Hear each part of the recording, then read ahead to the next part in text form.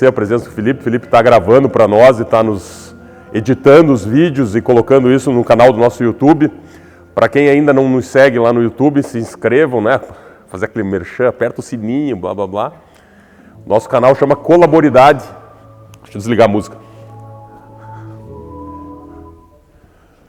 Nosso canal chama Colaboridade lá no YouTube e no Instagram a gente está no @drcarlos com S, Esperandio com S de novo, DIO no final.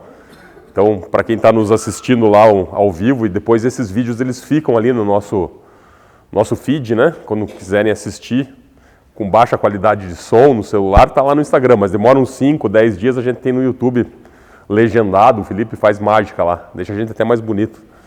Né? Muito bem. Eu fiz uma alta propaganda hoje, dizendo que eu ia trazer um convidado de renome internacional, e que ele iria responder as perguntas de todos. E ele veio. Ele está aqui.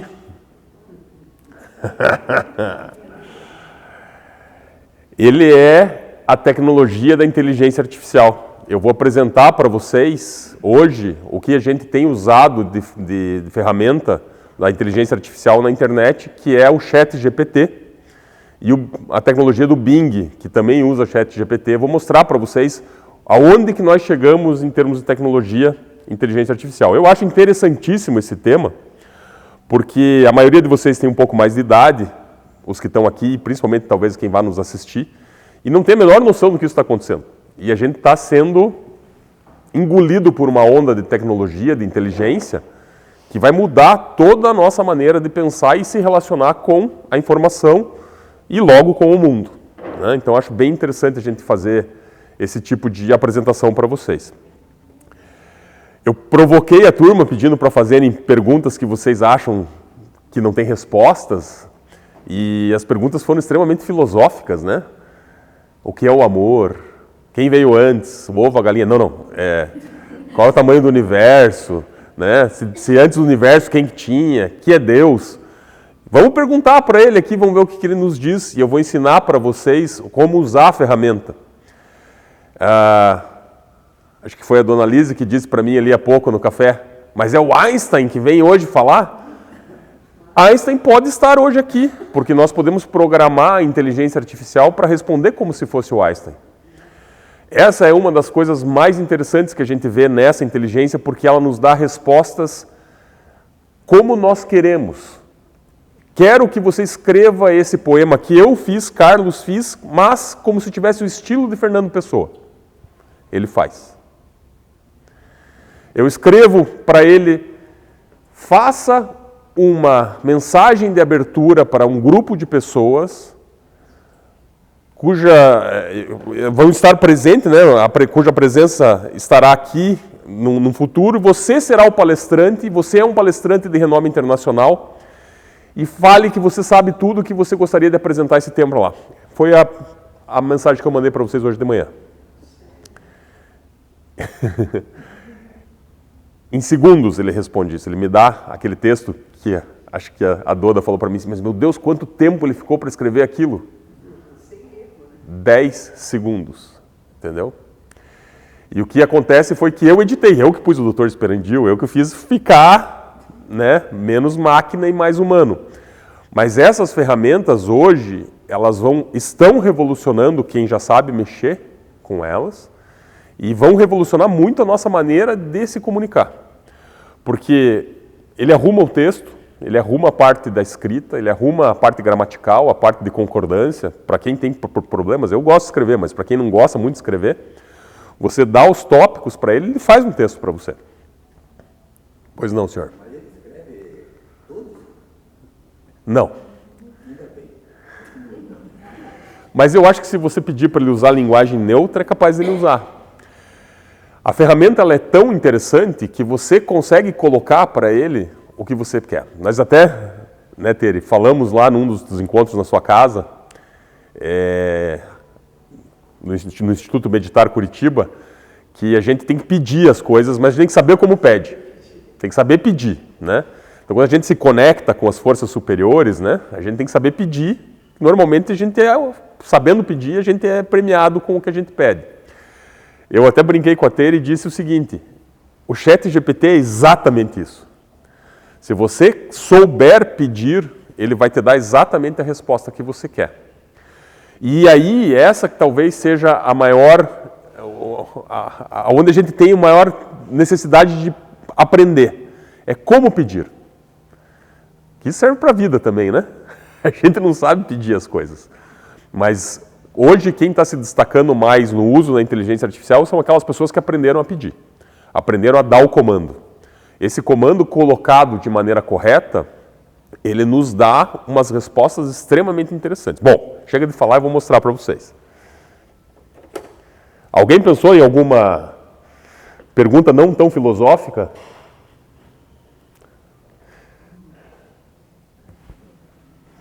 Não? Sim, talvez?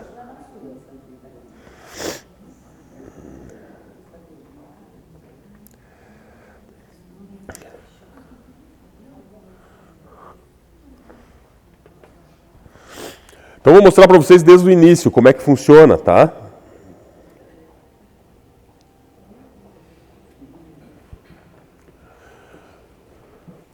E aí vocês podem usar isso no celular de vocês ou no computador de casa.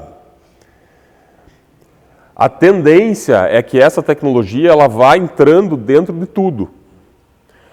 Então, assim, hoje você usa, já tem alguns bolts que eles chamam, né, que vem de robôs, de robots, vem bolts, né, que você coloca dentro do Messenger, do WhatsApp, e o WhatsApp responde o que você quer como se ele fosse o ChatGPT. Então ele vira o teu amigo.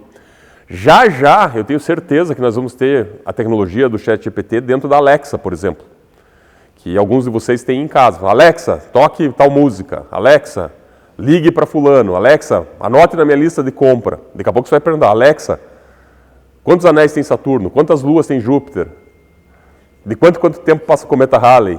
Quanto pesa um Boeing 747? Vocês nunca tiveram essas ideias assim? Eu sempre tenho. Eu, quando eu paro na frente do computador, eu começo a falar, ó, quero saber. Curioso, né? Então essas coisas todas ele te responde de uma maneira bem interessante. Oi, querida.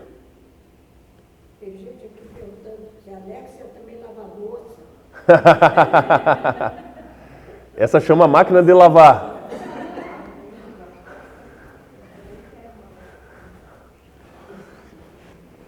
Só ajustar aqui.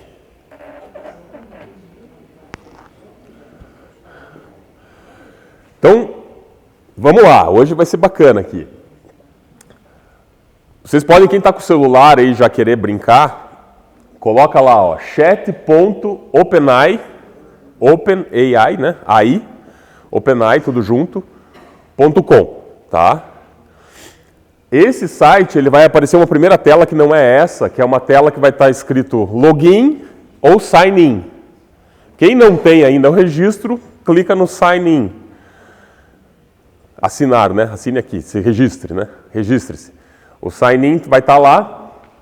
Você faz um primeiro cadastro que pode ser com a tua conta do teu Facebook, com a tua conta do Instagram, com a tua conta do Google. Ele vai te dar umas opções ali. Você clica e abre e entra, tá? Quando você entrar, você vai entrar aqui, que é a tela do prompt, que a gente chama. Prompt é comando, né? Então ele pergunta aqui para mim, ó, send a message. Quando eu entrei a primeira vez, eu coloquei tudo em inglês. Fui me batendo com o meu inglês aqui, fui perguntando para ele em inglês e ele foi me respondendo em inglês. Daí uma hora eu perguntei para ele assim, você fala português? Ele, claro. Daí eu mandei um palavrão aqui, falei, pá! Dele, olha, eu sou uma inteligência artificial, não precisa falar palavrão comigo e tal. Aí eu... E aí eu descobri que ele fala 80 idiomas. Então, às vezes vocês querem fazer um e-mail para uma prima da Itália. Querem conversar com alguém em chinês mandarim. Querem qualquer coisa. Ou vocês querem arrumar o teu inglês. Porque às vezes escrever em inglês gramaticalmente é difícil. Está aqui, essa é a ferramenta. Você escreve em português e pede para ele traduzir para o inglês, sai um inglês perfeito, tanto quanto o português que vocês leram na mensagem que eu mandei no grupo há pouco. Então é uma ferramenta extremamente interessante que junta todas as ferramentas que já existem. Então essa é a grande sacada. O ChatGPT, nesse aqui que eu vou mostrar para vocês como é que ele funciona, é uma das ferramentas. A outra ferramenta chama Bing.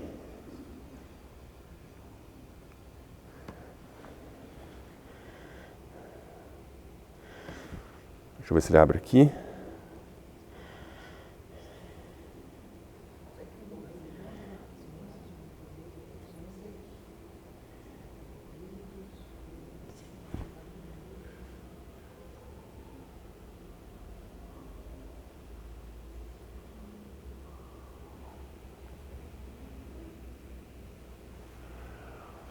O Bing ele morreu, né? Ele existiu por um tempo, depois ele morreu porque ele era o Google da Microsoft. Aí a Microsoft foi perdendo muito caminho, porque o Google era o grande, é ainda o grande oráculo, né? Então, vocês lembram da história do oráculo? Qualquer coisa que você perguntava para o oráculo, ele te respondia. O Google é assim, o Google é uma ferramenta poderosíssima. Se está na internet, o Google te mostra. O que o Bing fez? O Bing teve uma sacada. Eu vou pegar o que tem no Google, vou pegar o que tem na internet, vou mastigar a informação dos sites, porque o que o Google faz? O Google te dá os sites, você tem que abrir site por site para olhar lá dentro. Ele vai te dando portas, vai te dando janelas que você abre e olha lá dentro para você analisar a informação, correto? Isso demora um tempo para você ir pegando, ver qual que vale, qual que não vale. O Bing, ele abre a janela, ele acha a informação, traz para você e põe a referência. Então, ó, essa informação aqui é daqui, daqui, daqui, daqui. E se você quiser, e ainda te dá o link, você clica e ele te dá aquela página que ele tirou. Então essa aqui, em relação à parte de intervalo de confiança, é muito mais interessante porque ela vai te dizer de onde que ela tirou a informação. O ChatGPT, ele tem um calcanhar de Aquiles. Ele não sabe dizer, ele cria. Ele é um mentiroso padrão, entendeu? Ele vai te enrolar. Então você tem que tomar muito cuidado quando você produz texto técnico, por exemplo, porque ele vai te dizer mentira lá, porque se ele não tem a informação, ele não vai ficar, ele não vai passar aperto, ele vai te dar uma informação. Então volta e meia, eu coloco alguma coisa lá, ele me dá informação falsa. Então eu preciso saber. Agora, para a produção de textos não acadêmicos, né, textos recreativos, o ChatGPT é imbatível, imbatível. Tem pessoas escrevendo livros e livros com o ChatGPT. Tá? Porque ele é aquela coisa que flui, é um texto que flui. Se você souber dar o comando, ele vai te dando parágrafos e parágrafos do texto. Aí é que tá. Agora foi a primeira grande questão que surge mas isso não é plágio? Não, porque ele mesmo diz que ele não consegue produzir dois textos iguais. Então ele não é plágio, ele constrói do nada. Só que é uma construção baseada em inteligência artificial. Então, qual é a conclusão que nós chegamos? Isso aqui é uma ferramenta, isso aqui não substitui. Isso aqui é para facilitar. Então eu quero escrever um conto de um mago, de uma fada, de uma palhaço e de um xamã. Eu vou lá e coloco. Quer ver? Vamos fazer isso? Vou mostrar para vocês como é que funciona.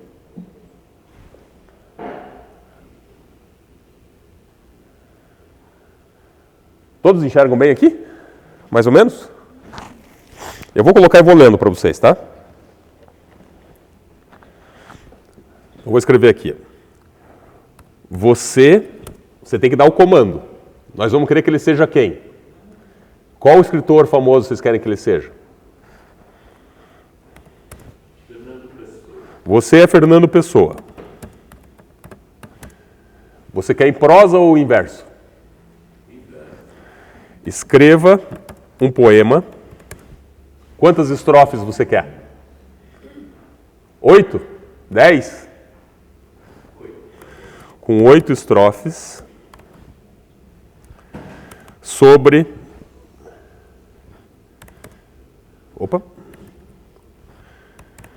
um encontro de um mago, uma fada, um palhaço e um curandeiro. Depois eu conto a história disso para vocês.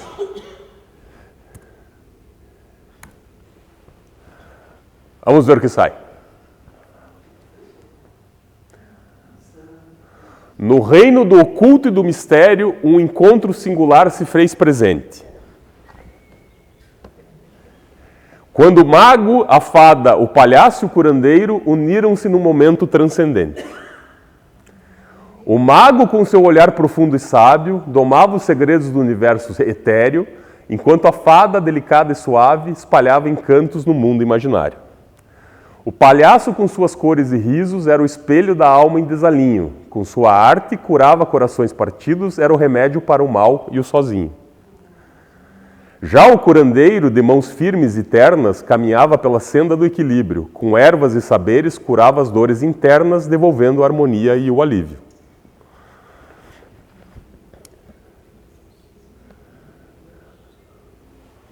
E assim, naquele encontro inusitado, uniram-se os poderes de cada ser, um caldeirão de magia e cuidado, um portal aberto para se renascer.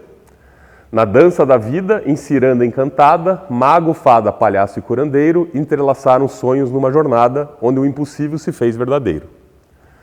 Cada estrofe uma nova faísca brilhante, desvelando o encanto que se fazia no encontro mágico de seres errantes que encontraram na união sua sinfonia. E assim, na memória dos tempos perdura, o encontro sublime desses seres de luz, que juntos, num só pulsar de ternura, trouxeram ao mundo a cura e a paz de Jesus.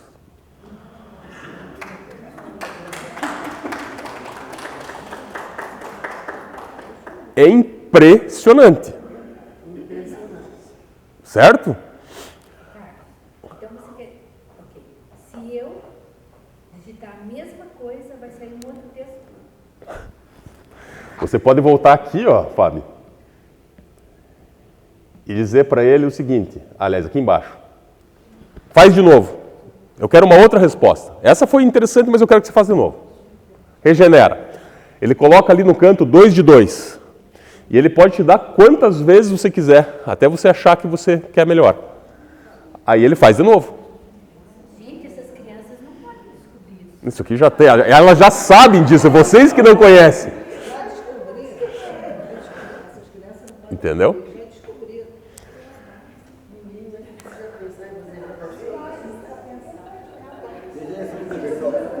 Vamos ler a segunda versão?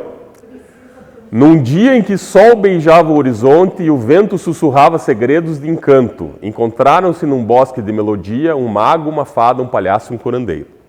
O mago de manto negro e olhos estelares, dono das magias que os olhos não alcançam, trouxe mistérios guardados nas mãos enrugadas, no seu rosto a sabedoria de 1000 eras. A fada de asas cintilantes e riso sereno espalhava magia por onde passava. Seu encanto encantava todos os seres, ela era a dança, a cor e a esperança. O palhaço de nariz vermelho e riso rasgado escondia no sorriso as dores do mundo. Com suas palavras de trouxa e tristeza, despertava risadas e lágrimas contidas. Esse está mais...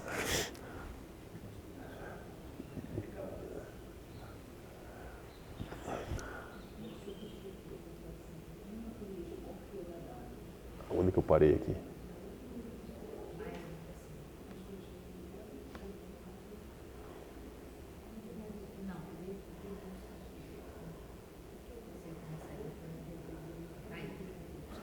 O curandeiro de mãos firmes e olhar sereno carregava nas veias o bálsamo da cura, cicatrizava feridas, acalmava almas aflitas, era o abraço que acolhia o desamparo.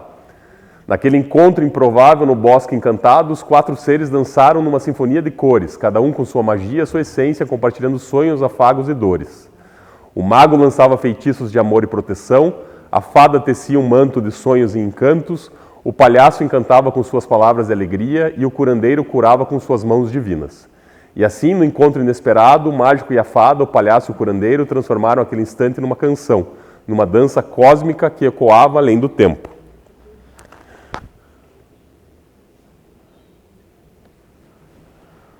Nesse encontro único, um portal se abria, unindo 4 almas em sintonia perfeita, cada um com o seu dom, seu propósito, juntos traziam esperança ao mundo desfeito. Que jamais se esqueça desse encontro mágico do mago, da fada, do palhaço, do curandeiro, pois é na união dos diferentes que reside a magia e é no amor compartilhado que se encontra o verdadeiro tesouro. E ele vai te girando, vai girando e você vai achando. Algumas palavras são repetidas, algumas estrofes são parecidas, mas é uma outra versão dele mesmo. E aí, onde é que nós vamos parar? E aí também vou contar isso pra Isabela, não? Ela já sabe. Ela sabe.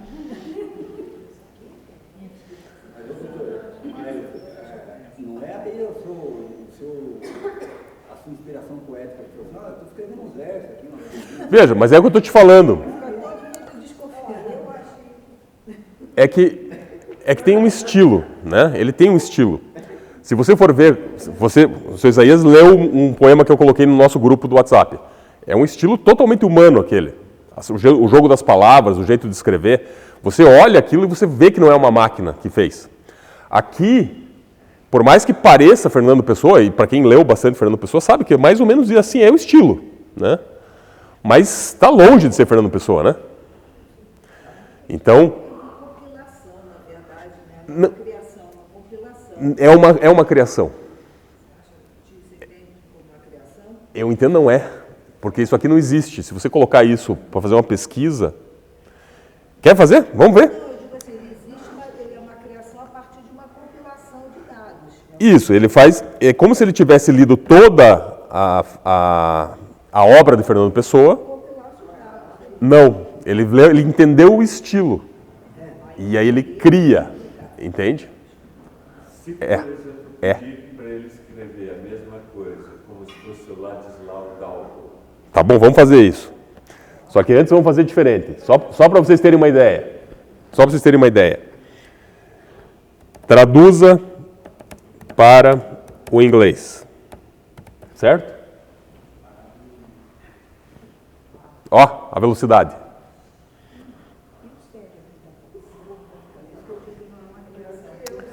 In a day when the sun kissed the horizon and the wind whispered enchanting secrets, in the forest of melody they gathered. E assim vai. Você tem... Então coloque aí, Carlos, a tua pergunta. Captura aí o vídeo. Calma, já vamos chegar lá. Ladislau. Escreva agora o poema... O mesmo poema não, né? Um poema. Tem que tomar cuidado quando você vai dar input, né?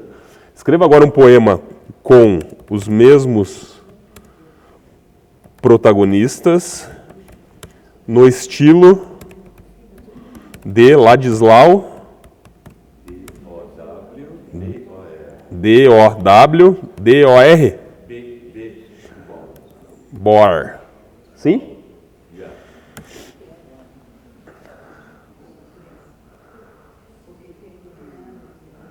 Olha que interessante. Ele fez uma leitura diferente. Ele colocou como se o Ladislau tivesse, não escrevendo, mas como se fosse a inspiração para ele escrever o Ladislau. Ele está citando o Ladislau aqui.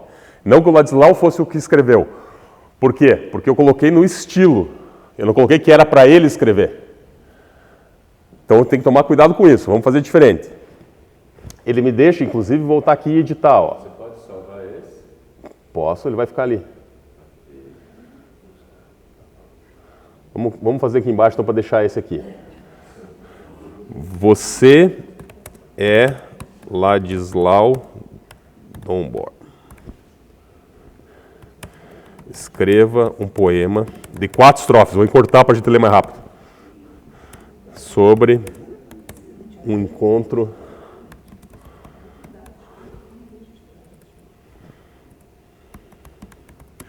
de um mago, uma fada. Dá para ficar um bom tempo aqui, né?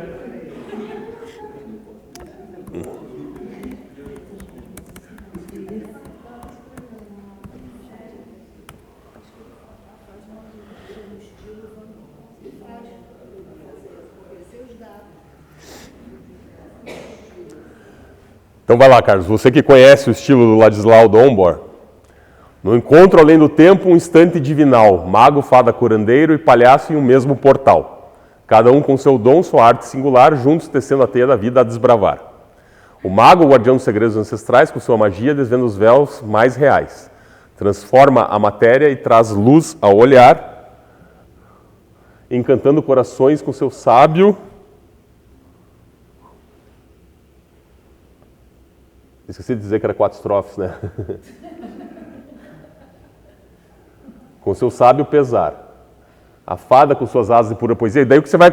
Vou parar por aqui. Você veja que, na verdade, não é tão diferente, né? Ele faz umas estrofes mais ou menos do mesmo tamanho, os versos são mais ou menos padrões, e você vai fazendo as coisas se encaixarem e você vai vendo que existe um padrão. Mas... Não tem a profundidade da Fernando Pessoa. Não, veja, se a gente colocar o Fernando Pessoa de volta ali, a gente acaba com o mundo, né? É parecido, é estilo, a gente não está fazendo nada de diferente. Mas o que eu acho que é super interessante da ferramenta, por isso que eu digo para vocês que é uma ferramenta, ela não substitui nada. Ela vai te dar guias, ela vai te mostrar.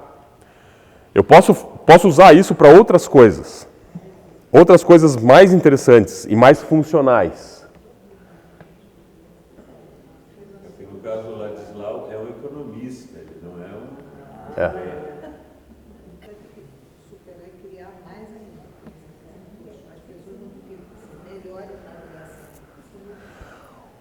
Você pode colocar informações no prompt e ele fica salvo aqui do lado esquerdo. Eu já fiz várias e várias pesquisas, você já deve ter visto ali do lado. Uma das coisas que eu fiz foi colocar o meu estilo de escrita. Eu peguei todos os meus artigos, tudo que eu coloquei e joguei aqui. E perguntei para ele, qual é o tipo de escrita do Dr. Carlos Perandil?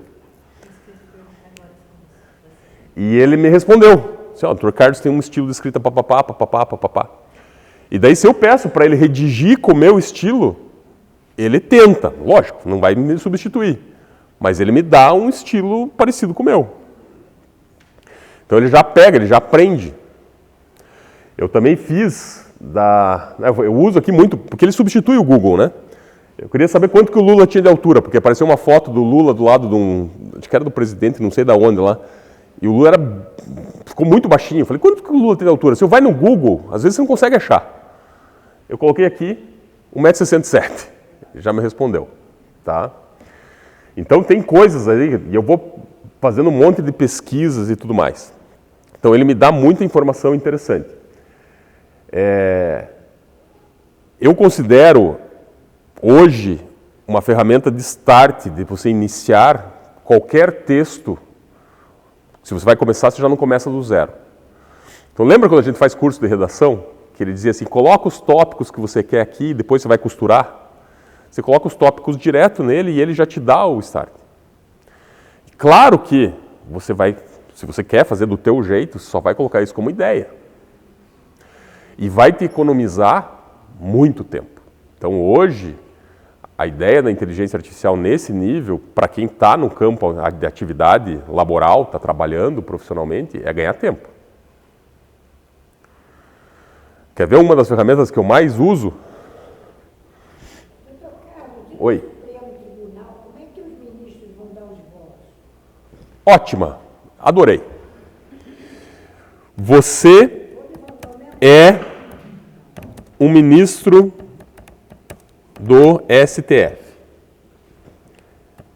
Emita um parecer favorável, vamos causar polêmica, favorável ao aborto.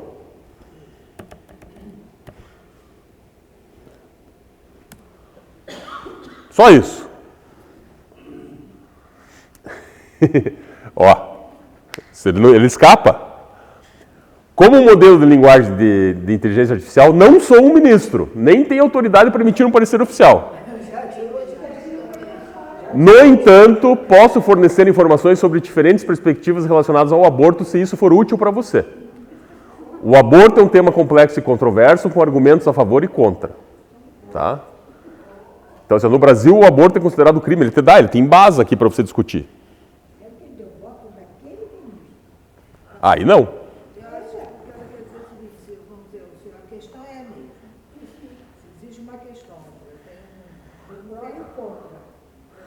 Então, ele aí vai botar no pedido, que ele vai dizer, eu quero um contra ou um a favor. Não, isso, você quer dizer o que você quer, você quer um contra ou um a favor. Por que razão? Tem que explicar. Mas ele vai explicar. Dona Liz, ele não vai substituir jamais a mente e a cabeça de quem está lá. Ele vai emitir um parecer de um texto. Ele vai pegar a informação compilada na internet e vai te dar um texto. Entendeu? Só que hoje a gente tem uma informação tamanha na internet que ela substitui qualquer conhecimento humano. Hoje você não tem ninguém com o poder, óbvio, de compilar toda a informação disponível na internet. Certo? E essas informações, a partir de quando? Desde a criação da internet até 2021. A limitação não é quando começou, mas sim quando terminou. Eles pararam de nutrir de informação em setembro de 21. Então nós temos um delay, né, de quase 2 anos. Então a informação daqui ela não é. Se você pergunta para ele, por exemplo, qual é o presidente do Brasil, ele vai dizer que é o Bolsonaro ainda.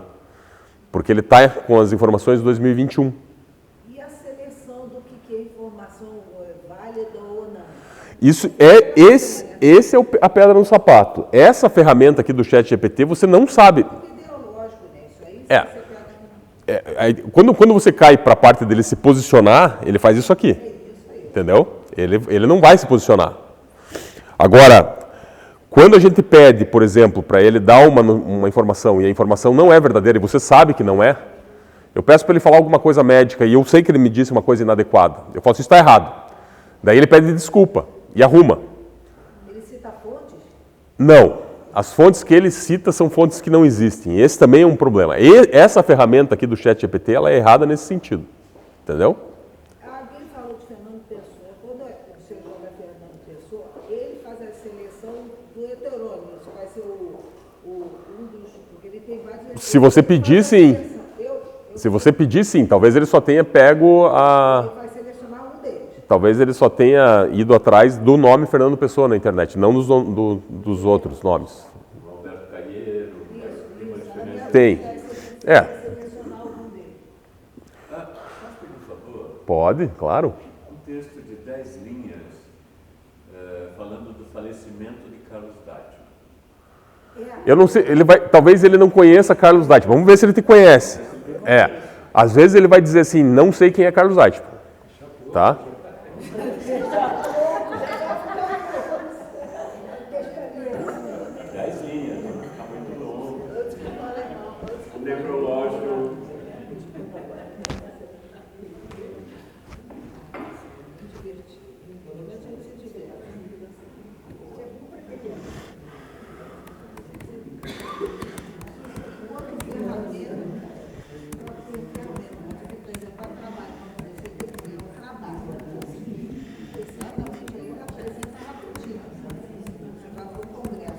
Acertei? Opa, tem um C a mais, né? SCH. E uma N só. Tem que tirar o C.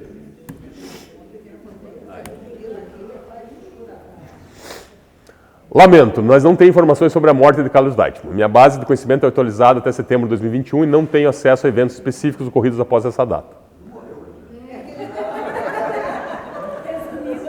Não morreu. Você... Até 2021.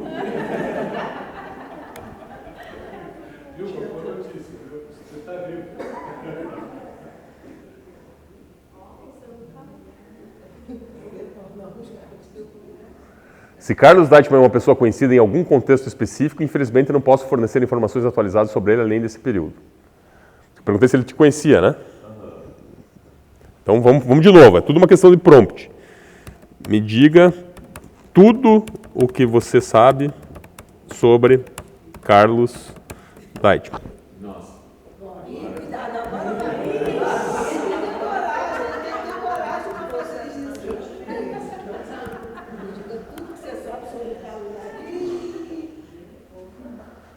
Não possui informações. Todo mundo podia usar no meio.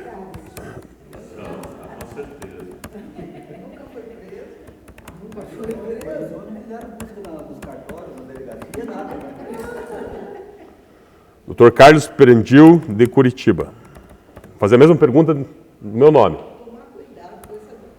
Não, mas eu já fiz isso. Eu já fiz isso e já vi que não apareceu a minha passagem pela polícia. Já fez isso. Você veja, ele coloca aqui de novo, não se tiver alguma coisa para falar, mas ele sabe, é tudo uma questão de você colocar a ferramenta certa. Mas para isso tem a outra, né? Que eu acho que é mais interessante, que é aquela que busca a internet e nos dá referência. Vamos ver se eu acho ela aqui.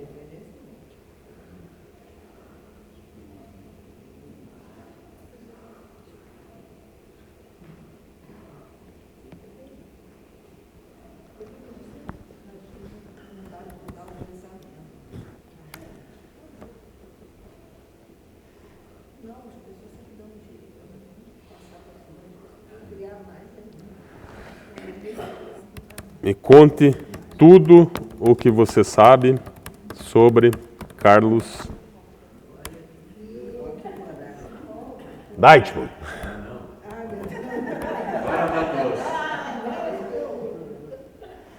Não foi no Jus Brasil, pelo amor de Deus. Ó, vocês viram ali que em cima que apareceu o chat? Onde eu cliquei? Aqui, ó, tem tudo, está pesquisando como se fosse o Google e tem aqui do lado como se fosse o chat GPT, ó.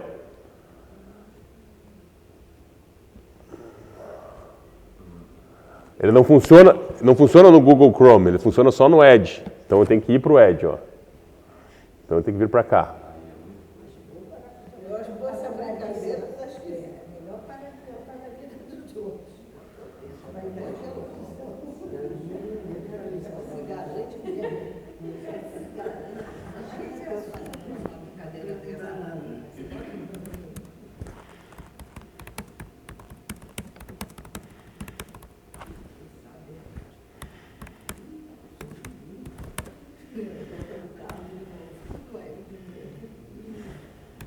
Só porque eu me matei, o cara agora vai pesquisar tudo.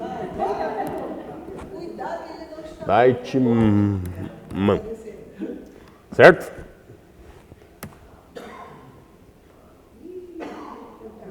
Chat. Aqui no chat, ele está pesquisando e eu posso... é bem interessante que ele pode perguntar, ó, você quer mais preciso, mais balanceado ou mais criativo? Ele te dá 3 opções do texto que ele vai te dar. Carlos Deichmann é um contador de histórias conhecido por viajar pelo Brasil e pelo mundo, incendiando o imaginário de crianças e octogenários. Ele nasceu em 21 de setembro, data que se comemora o Dia da Árvore, um dia antes do início da primavera. Aos 54 anos, ele analisa que a data não é mero acaso. Gosto da natureza, o que faço dialoga com a ideia de florescimento, afirma, e dá a referência, Gazeta do Povo. Ele cobra 1,2 mil por uma sessão de contação, de 10 a 50 minutos no máximo, Gazeta do Povo. O que ele mais gosta de fazer para se reinventar é dançar em todo local, em qualquer ocasião. Faz bem para a alma, diz. Você pode encontrar mais informações sobre Carlos Deichmann em fontes como a Gazeta do Povo e no YouTube.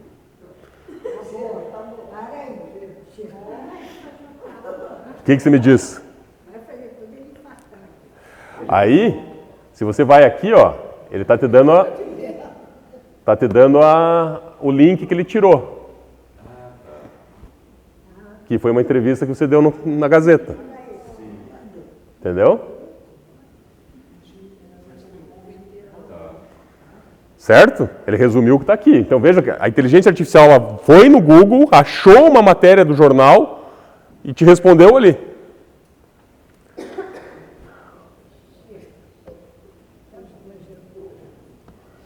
E ele te deu Memórias Paraná aqui, ó.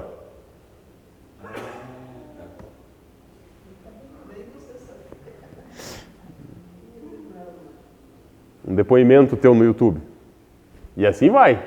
E olha, esse não é fácil de achar. Tem uma coisa que eu estou procurando que sumiu disso aqui. Depois a gente procura. Eu fui metido, mas deixa. Que bom que sumiu então, né? Não, eu faço questão que apareça, meu orgulho.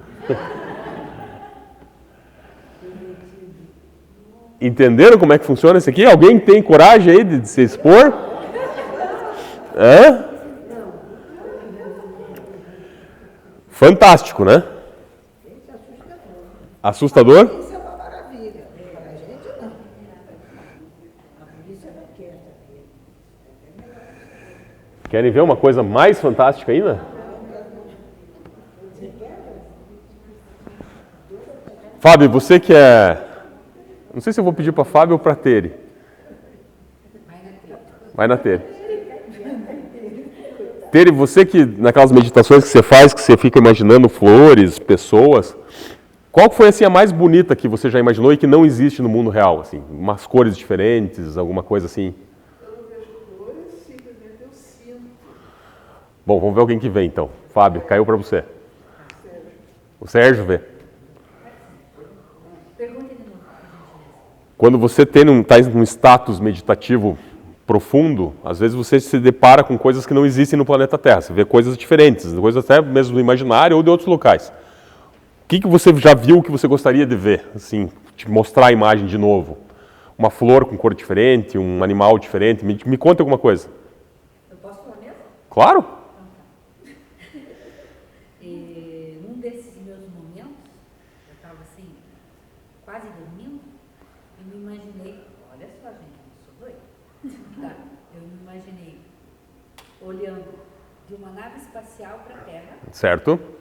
Ela era, como se fosse o assoalho dela, era todo transparente. Certo. Tá? Então eu me olhava, eu vi uma floresta, certo? E num verde que eu nunca vi na minha vida. Entendi. E como se eu fosse descendo ali. Interessante que eu não estava subindo. Está descendo. Tá. Tá muito elaborado para o que eu quero fazer, mas vamos tentar. Crie uma imagem de uma nave de chão transparente em que se enxerga abaixo uma floresta. De um verde diferente vai ser difícil. De um verde Não conhecido. Não conhecido. não conhecido. Tem mais de 2 tons. Não conhecido, ele vai dizer, não conheço, como é que eu vou fazer? De um verde, como é que é? Resplandecente? Resplandecente.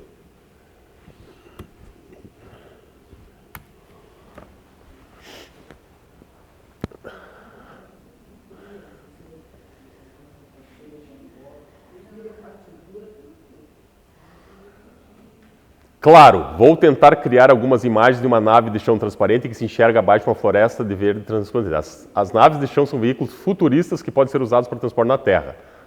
Já está te dando...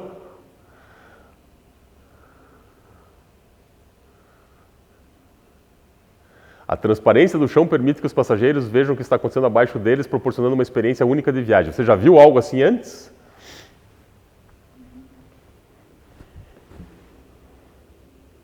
Mostre-me as imagens.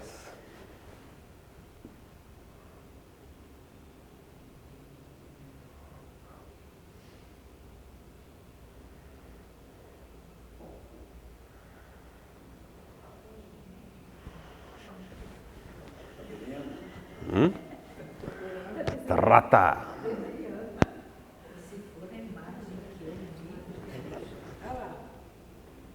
Olha lá.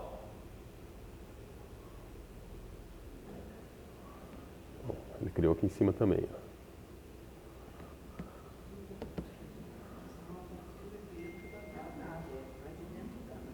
fez a visão fora da nave, que isso é a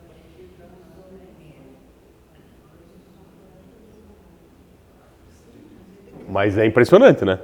Está escolhendo.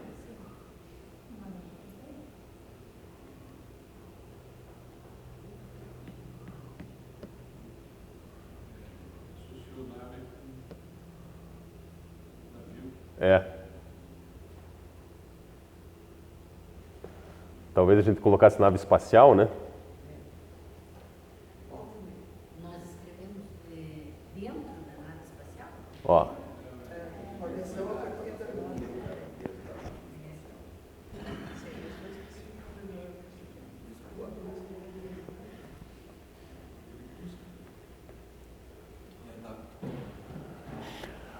Mas ele funciona melhor assim, ó.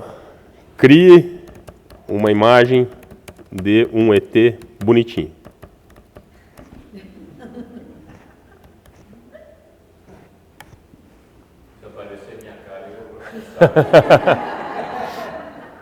Eu não sou bonitinho.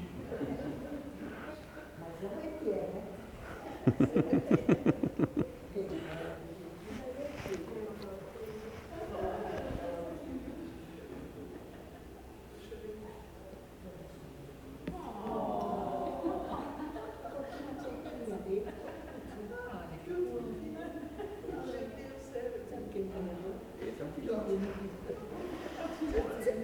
Impressionante. Se você for ver que isso demorou 10 segundos para fazer e é uma imagem que teoricamente não existe em lugar nenhum, ele criou, tá? Então, o quanto isso tem de aplicabilidade hoje é gigantesco. Lembrando que essas ferramentas, elas estão iniciando.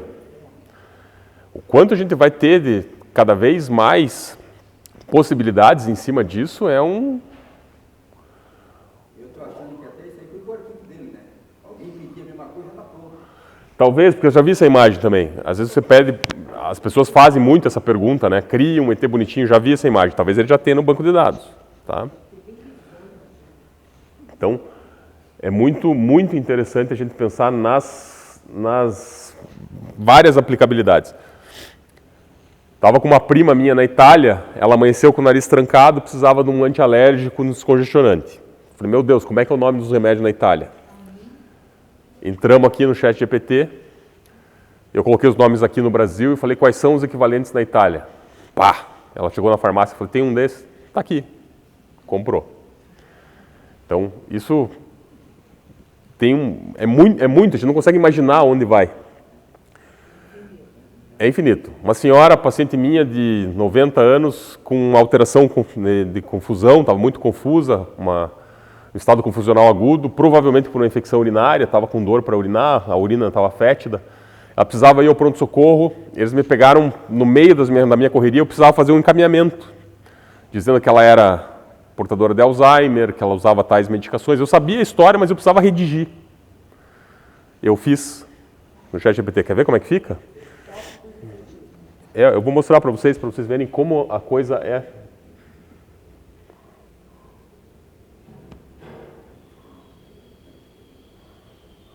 Cadê?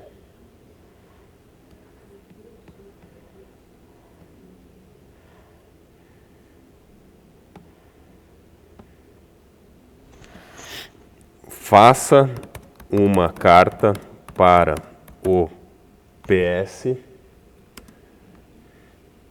Quando você faz erro de digitação assim, não tem problema. Vai que ele entende do mesmo jeito. Encaminhando uma senhora de 90 anos com estado confusional agudo devido a uma provável ITU, que é infecção do trato urinário,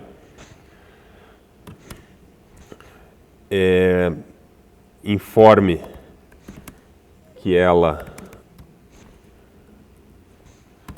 é portadora de Alzheimer, necessita de exames diagnósticos. Não estou arrumando português de propósito ali, os erros de digitação. Assine como geriatra assistente.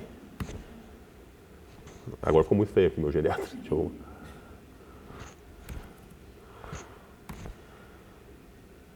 Certo? Vou só arrumar aqui para...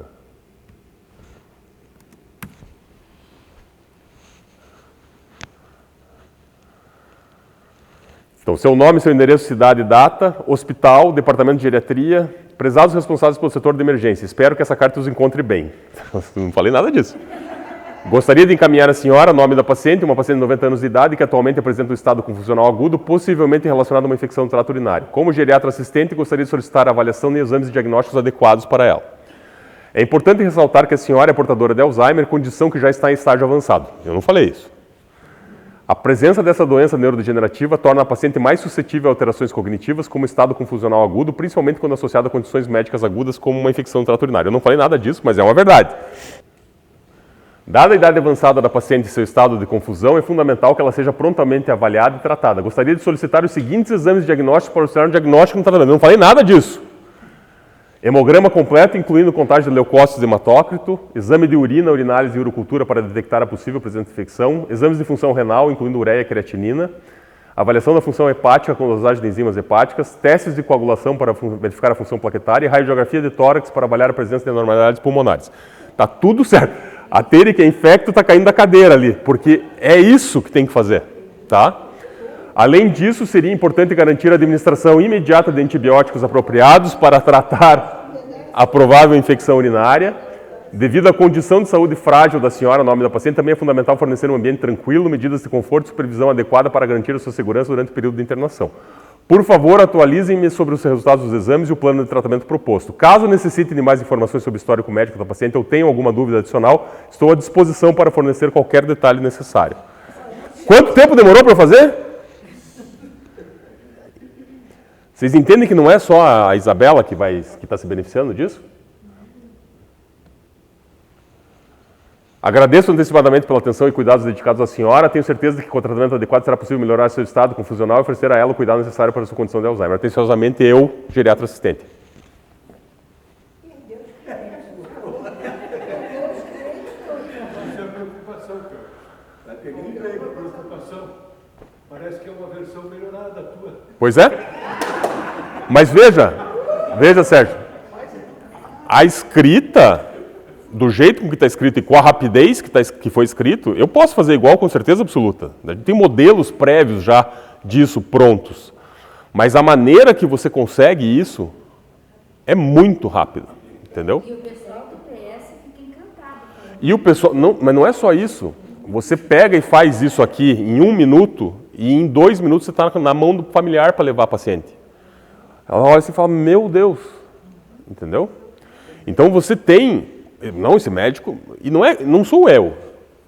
Sou eu porque sou eu que estou usando a ferramenta. Essa que é a questão. Então a gente tem que usar a ferramenta, tem que saber usar. Tem que ler, tem que arrumar, tem que ver se está condizente com o que você quer. Às vezes tem coisa que ele põe a mais. Como é muito a minha área, a nossa área médica, a gente que é médico, a gente olha aqui e já sabe que está bom. Entende? E vai. Agora, vocês imaginem isso, cada um na área de vocês. Ontem eu atendi um paciente que disse que o vô dele fez 100 anos. E eles estavam se batendo lá para fazer um discurso do aniversário de 100 anos. Foram para o ChatGPT. Diz que todo mundo chorou. Eles contaram lá, você faça um texto, né, de forma emocionante, comemorando os 100 anos do vô fulano de tal. E daí começaram a ler e a turma... Então, assim, é muito legal. Né? Eu fiz questão de trazer isso para vocês, porque isso aqui está batendo nossa porta. Isso aqui está dentro do computador, está dentro do celular de vocês. Pois não, Francisco? Faz currículo. Faz currículo. Você informa as coisas e ele vai te redigir o currículo. Ele vai te dando tudo o que você quer. Ele faz mais coisas. Tem muito mais coisas que ele faz.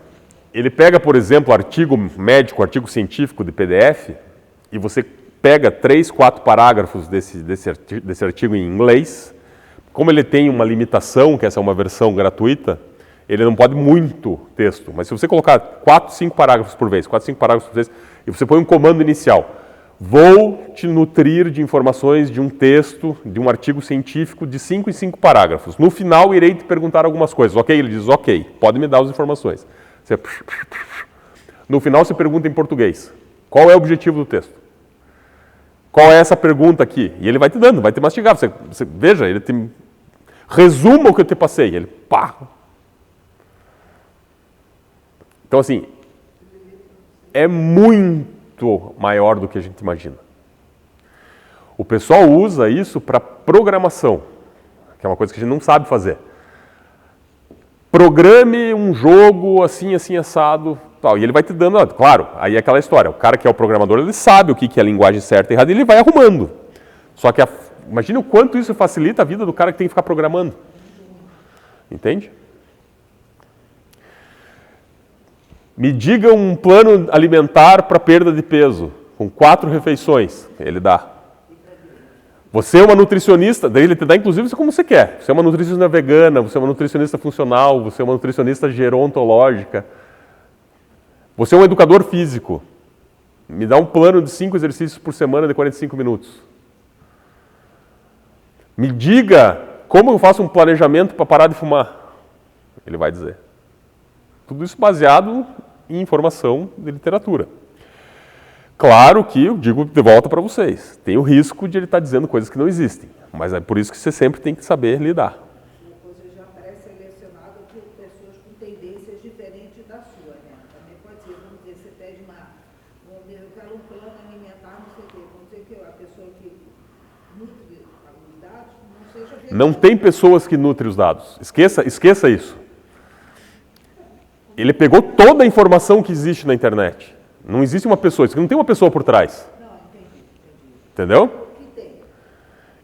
Ele vai ter tudo. Aí você tem que dizer o que você não quer ou o que você quer. Quer ver? Você me lembrou uma coisa. Doda, que livro que eu te dei de presente ontem? Hemingway, como é que era o nome do... Era, Paris era uma festa, né? Resuma o livro Paris é uma festa. Nem disse que é do Hemingway. Paris é uma festa é um livro escrito por Ernest Hemingway, publicado póstumamente em 1964. O livro é uma memória autobiográfica do autor sobre sua vida em Paris nos anos 1920, quando ele era um jovem escritor em busca de reconhecimento literário. Hemingway descreve sua experiência como um exilado americano em Paris, juntamente com outros escritores e artistas que se tornaram conhecidos como a geração perdida. Ele retrata vividamente a atmosfera boêmia da cidade, repleta de cafés, bares e encontros intelectuais, onde os artistas discutiam arte, literatura e filosofia.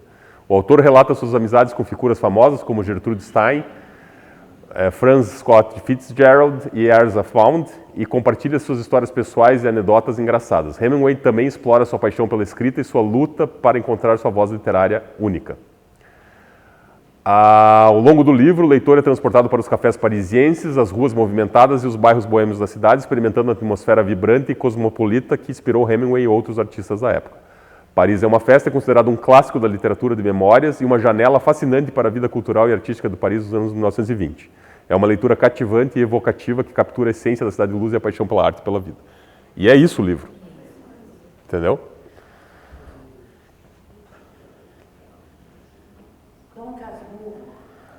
Chegamos na pergunta. Capitu. Isso que a senhora não...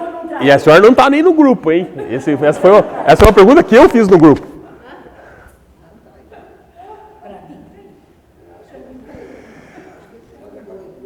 Nós vamos pedir para ele responder na visão de quem? Do autor?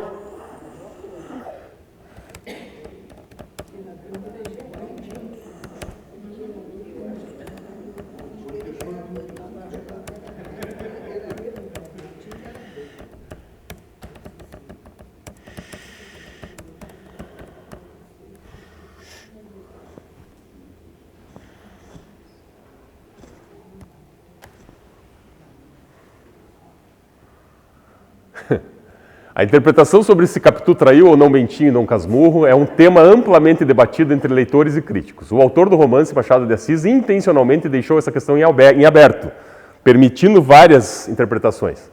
No livro, Bentinho, narrador e protagonista, acredita firmemente na traição de Capitu. Ele suspeita que seu filho Ezequiel não seja seu, mas sim fruto de um relacionamento entre Capitu e seu amigo Escobar. Bentinho baseia suas suspeitas em uma série de pequenos detalhes em sua própria interpretação dos comportamentos de Capitu. Olá. No entanto, é importante considerar que Dom Casmurro é uma obra narrada em primeira pessoa por Bentinho, que pode ser um narrador pouco confiável. Sua visão dos eventos é influenciada por suas emoções, ciúmes e inseguranças. Além disso, o romance é construído em torno de temas como a memória, a subjetividade e a ambiguidade, o que torna difícil chegar a uma conclusão definitiva. Alguns leitores defendem a ideia de que Capitu não traiu Bentinho e que as suspeitas do protagonista são infundadas.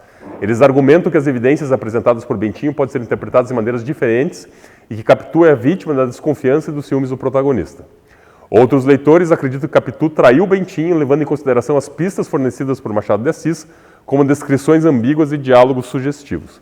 Em última análise, a questão sobre a traição de Capitu e no Casmurro permanece sem uma resposta definitiva e aberta à interpretação pessoal do leitor. Machado de Assis deixou essa ambiguidade de propósito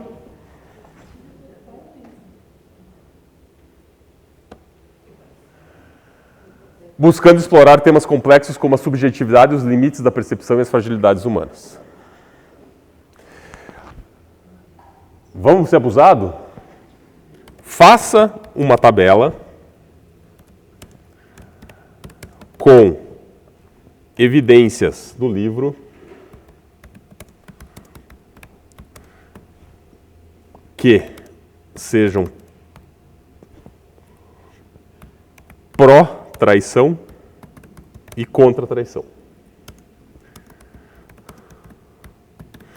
Será que ele consegue?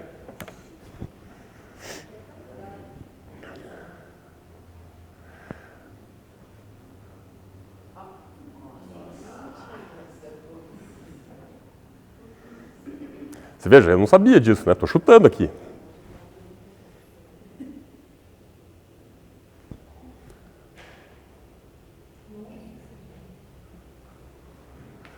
Evidências pró, descrições ambíguas do comportamento de Capitu, o protagonista Bentinho suspeita de sua semelhança física com o amigo Escobar, a dúvida em relação à paternidade do filho de Capitu, Ezequiel, a suposta semelhança entre os olhos de Ezequiel e de Escobar, a cena em que Bentinho vê Capitu e Escobar conversando em um jardim e interpreta como uma traição. Evidências contra, a ausência de evidências diretas de traição, o relacionamento de Capitu e Escobar é apresentado como amizade próxima, não necessariamente amorosa, o narrador Bentinho é um personagem ciumento e inseguro, a perspectiva subjetiva do narrador pode distorcer sua interpretação dos eventos, a própria Capitu nega ter traído. Você imagina você ir para um debate de colégio? Vem! Vocês querem discutir? Eu vou discutir com vocês. Gente, isso aqui é uma ferramenta enorme.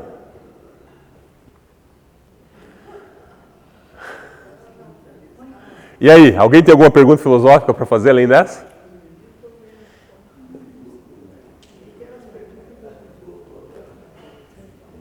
Impressionante, né? Impressionante. São 10h30, eu acho que a gente pode fazer um intervalo. Eu quis trazer isso para vocês, porque eu acho que é uma coisa muito atual. Está aí, a gente que vive, né, a internet, a gente vê isso todo dia e não tem mais como fugir disso. E muitas pessoas mal sabiam que isso está existindo. Tá? Então, acho que vale a pena a gente discutir nesse nível. Foi proveitoso? Foi super proveitoso. Então, que bom, fico feliz. O convidado agradece. O convidado especial.